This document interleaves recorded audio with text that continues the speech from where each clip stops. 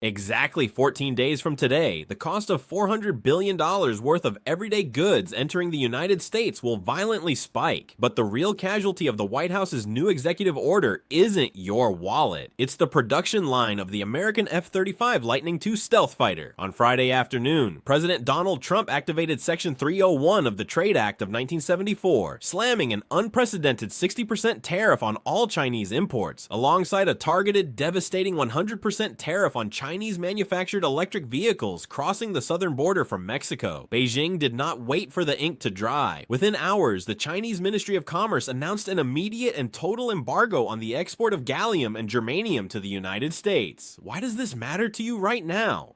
Because while mainstream headlines are warning you about an impending 10% price hike on your next television at Walmart, the Pentagon is staring at a catastrophic disruption to the American defense industrial base. You are witnessing the detonation of the geopolitical nuclear option in a global economic war. What is the actual endgame of this 60% tariff shock, and how will it directly alter the trajectory of the American economy, the global supply chain, and your personal financial security over the next 18 months? The blueprint for this confrontation was not drafted overnight, and the warnings have been flashing red for years. During his first term in 2018, Trump levied tariffs on $380 billion of Chinese goods, fundamentally fracturing a trade relationship that had been accelerating since China joined the World Trade Organization in 2001. Those initial tariffs hovered between 7.5 and 25%. They were significant, but they functioned as a conventional economic weapon meant to force negotiations. A 60% blanket tariff is an economic weapon of mass destruction. It is designed not to correct a trade imbalance, but to surgically and violently sever the two largest economies on the planet. The immediate catalyst for Friday's executive action was the Mexican backdoor. Over the past 36 months, Chinese automakers, specifically BYD and Chery, have injected billions in foreign direct investment into the Mexican states of Nuevo Leon and Jalisco. By manufacturing electric vehicles just 150 miles south of the Texas border in Monterrey, Beijing intended to exploit the United States-Mexico-Canada agreement, slipping vehicles into the American market entirely tariff-free. The White House recognized this 150-mile bypass as an existential threat to the legacy American automotive industry in Detroit. The 100% tariff on Mexican-made Chinese EVs is a direct blunt force blockade against this strategy, executed against the frantic advice of Wall Street executives who warned of severe market retaliation. The true severity of this escalation lies in Beijing's immediate and highly calculated counterstrike. Gallium and germanium are not household names, but they are the absolute bedrock of modern American military supremacy. China currently controls an overwhelming 94% of the global supply of raw gallium and 83% of global germanium production. These rare earth metals are the critical chemical components in the manufacturing of gallium nitride and gallium arsenide semiconductors, which are required to build active electronically scanned array, or ASA radar systems, the AN/APG-81 radar system, the very eyes of the F-35 stealth fighter currently being assembled at Lockheed Martin's mile-long facility in Fort Worth, Texas, cannot function without Chinese gallium.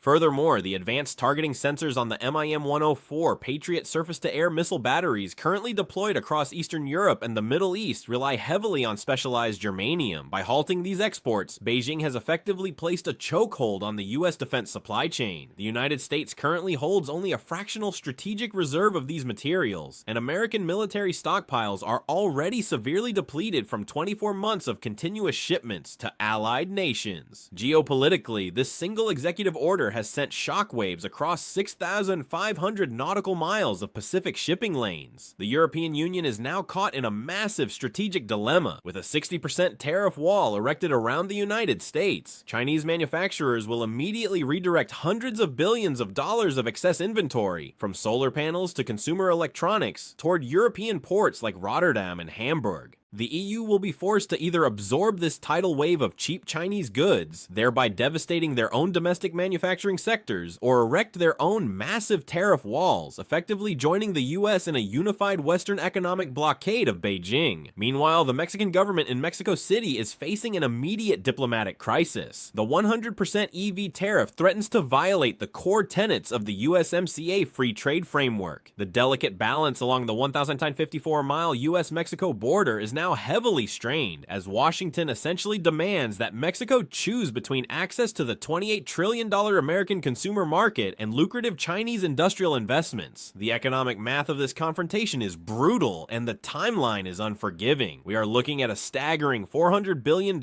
in imported consumer and industrial goods subject to a 60% import tax that takes effect in precisely 14 days. The National Retail Federation is already projecting an immediate 8 to 10% price increase across the American retail sector within 45 days of implementation. This means the global supply chain has exactly 2 weeks to absorb the greatest logistical shock since the pandemic lockdowns of 2020. Container ships currently mid-transit across the Pacific Ocean, carrying thousands of TEUs roughly 3,000 nautical miles from the port of Los Angeles, will arrive to find their cargo subjected to massive tax levies that were never factored into their financial models when they departed Shenzhen. American importers will be forced to pay these tariffs directly to U.S. Customs and Border Protection before the goods can legally leave the docks, tying up billions in operational capital and instantly passing those immense costs directly onto the American consumer. Analyzing the trajectory of this unprecedented crisis, the data points to 3 distinct scenarios over the next 12 to 18 months. The best case scenario holds a 15% probability. In this outcome, the sheer blunt force trauma of the 60% tariff successfully breaks the inertia of American corporate reliance on Chinese factories. We see a hyper-accelerated reshoring movement. Within 18 to 24 months, capital flight from mainland China reaches critical mass, and supply chains permanently relocate to the American Sunbelt or allied nations in Latin America. The Pentagon successfully activates the Defense Production Act, heavily subsidizing the domestic extraction and refinement of gallium at the 2 existing but currently dormant North American facilities. American inflation spikes temporarily by 3 to 4% but stabilizes by the 3rd quarter of next year, resulting in a newly robust, strategically independent American manufacturing base that is immune to Beijing's leverage. The worst case scenario carries a 25% probability, and the cascading effects are catastrophic.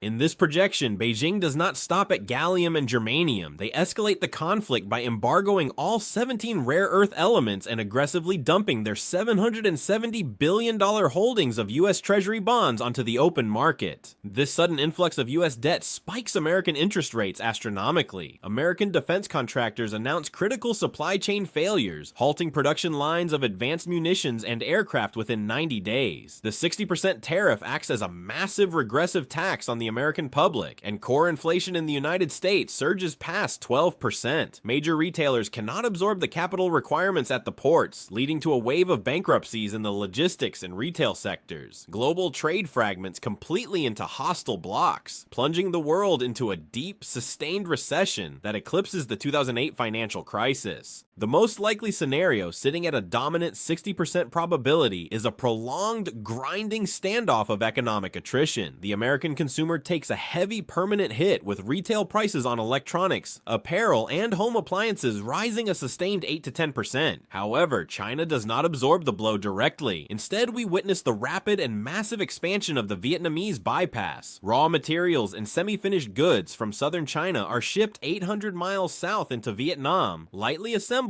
relabeled as Vietnamese products, and shipped to the United States to dodge the 60% tariff entirely. The US government is forced into an endless, inefficient game of logistical whack-a-mole with these supply chain shell games. Simultaneously, the defense industry struggles quietly, forcing the Pentagon to source inferior or massively overpriced alternative materials, quietly delaying weapons delivery schedules by 12 to 16 months while absorbing significant taxpayer cost overruns. For the average American citizen, the implications of this executive order are not theoretical, they are highly practical and imminent. Security-wise, the risk is a physically hollowed-out American military deterrent at a time of peak global instability. If Lockheed Martin cannot secure the materials to build the F-35, and Raytheon cannot fulfill orders for Patriot missiles, the American defense posture in the Indo-Pacific and Eastern Europe is fundamentally degraded. A weakened U.S. military profile emboldens adversaries and puts the 40,000 American troops stationed in the Pacific theater at elevated risk. Economically, this is the most severe regressive tax placed on the American middle class in modern history.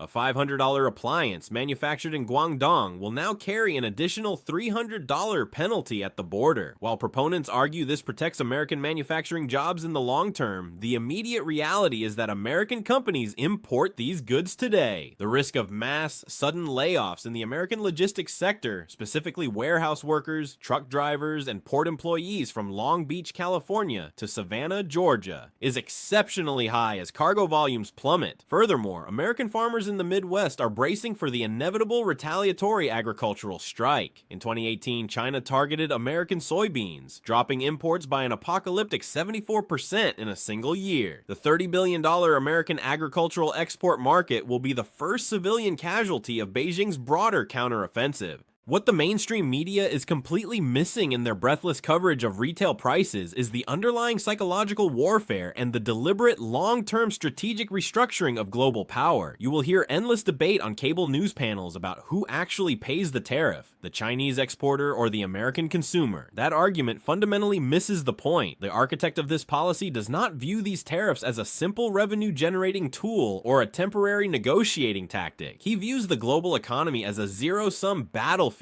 where American victory requires Chinese suffering. His persistence on this specific issue borders on obsession because he embraces the resulting chaos. He intentionally creates massive systemic shocks to force a total reset of the geopolitical playing field, presenting himself as the singular leader capable of resolving the crisis he initiated. The hidden agenda here is not to negotiate a marginally better trade deal with Beijing.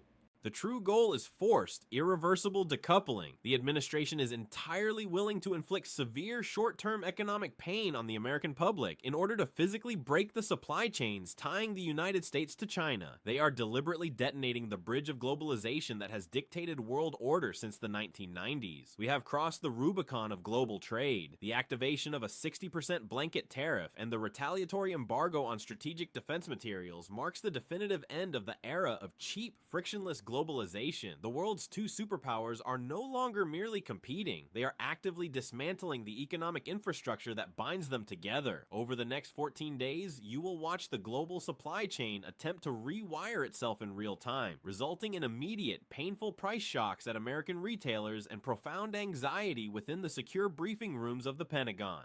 Watch the bond markets closely over the next 72 hours and monitor the maritime shipping rates out of Southeast Asia. These will be your earliest, most accurate indicators of how deeply this economic detonation will fracture the global system. The cost of American economic sovereignty is no longer an abstract political debate. It is a brutal, numerical reality, and it is a price tag that every American will begin paying exactly 2 weeks from today.